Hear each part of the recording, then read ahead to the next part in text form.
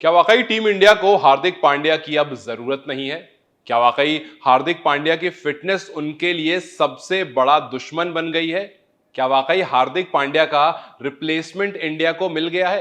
क्योंकि अभी हार्दिक पांड्या अगर फिट होते तो ऑस्ट्रेलिया के खिलाफ भी वही कप्तानी करते हुए दिखते, और अगर वो अब फिट हो जाते तो साउथ अफ्रीका के खिलाफ भी वही दिखते। लेकिन हार्दिक पांड्या अभी अफगानिस्तान सीरीज तक फिट नहीं होंगे। और देखिए, बहुत सिंपल सी बात है, जब कोई जाता है तो दूसरा आता है। किसी के लिए कुछ बुरी खबर होती है तो वही दूसरे के लिए अच्छी खबर हो जाती है। एक इंसान गया तो सूर्य कुमार यादव को मौका मिला, पहली बार कप्तानी करी, और जो वर्ल्ड कप में खराब परफॉर्मेंस आई थी उसको ओवरकम करने का एक ही तरीका था कि एक बेहतरीन सीरीज विन लेकर आओ। और ऑस्ट्रेलिया के सामने जब 4-1 से ऑस्ट्रेलिया को हराया तो थोड़ा बूस्ट उन्हें मिला। उन्होंने खुद भी कहा कि यह सीरीज विन बहुत जरूरी थी और इसने मुझे बहुत बूस्ट दिया है। जब उनसे कप्तानी के बारे में पूछा गया तो उन्होंने कहा कि अगर मैं अपने पर्सनल पॉइंट ऑफ व्यू से बताऊं तो ये एक बहुत बड़ी जिम्मेदारी है और मैं इसको बहुत इंजॉय कर रहा हूं। अगर ये कप्तान कहता है कि उसको बहुत इंजॉय कर रहा है, इट मींस कि अगली बार मौका आने पर हार्दिक की तरफ नहीं देखा जाएगा।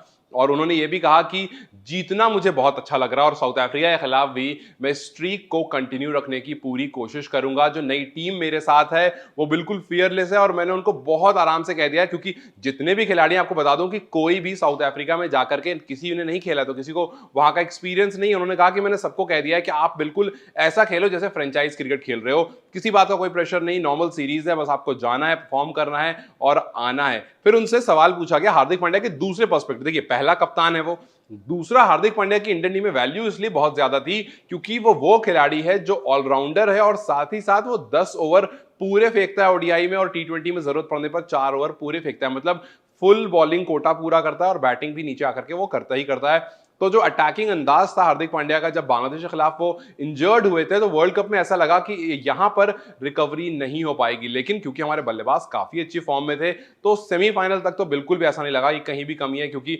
गेंदबाजी में शमी ने आराम से उस चीज को कवर कर लिया था और बहुत बेहतर कर रहे थे, और बल्लेबाज लगातार फॉर्म में थे। तो जहां पर हार्दिक आते हैं वहां तक की जरूरत नहीं पड़ी थी।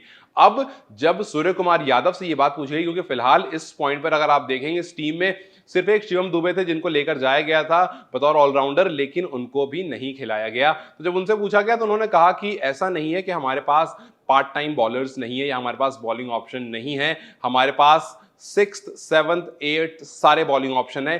टाइम आने पर आप उन सबको देखोगे। जरूर उनकी नजर तिलक वर्मा की तरफ होगी, उनकी नजर यशस्वी जायसवाल की तरफ होगी जो थोड़े बहुत बॉलिंग करते हैं और लगातार नेट्स में बॉलिंग कर रहे हैं। हमने प्रैक्टिस मैचेस में देखा है और हमने प्रैक्टिस में देखा है कि वो बॉलिंग करते रहते हैं नेट्स में।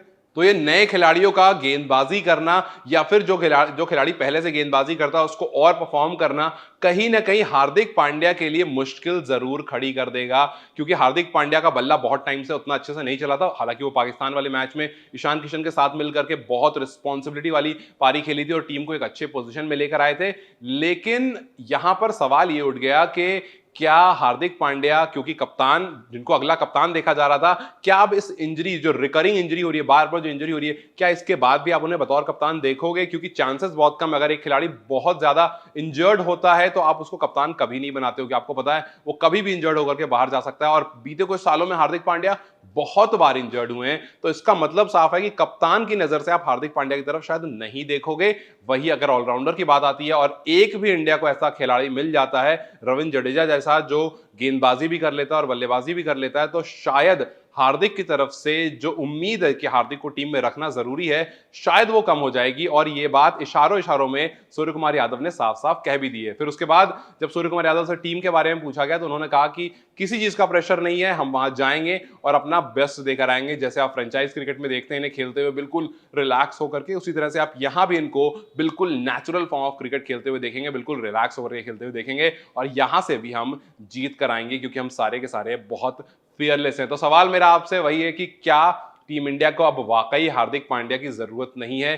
क्या ये जो बैलेंस टीम हमें दिख रही है, यहां पर अगर एक दो गेंदबाज आप डाल देते हैं उसके बाद क्या वाकई इस टीम में वो ऑलराउंडर वाला स्लॉट जो है ये पार्ट टाइम बॉलर्स फिल कर देंगे, या फिर हमें एक हार्दिक पांड्या टीम में जरूर चाहिए? अपनी राय मुझे कमेंट सेक्शन में जरूर बताएं। इस वीडियो को लाइक और शेयर जरूर करें और जाते जाते चैनल को सब्सक्राइब करते जाएं।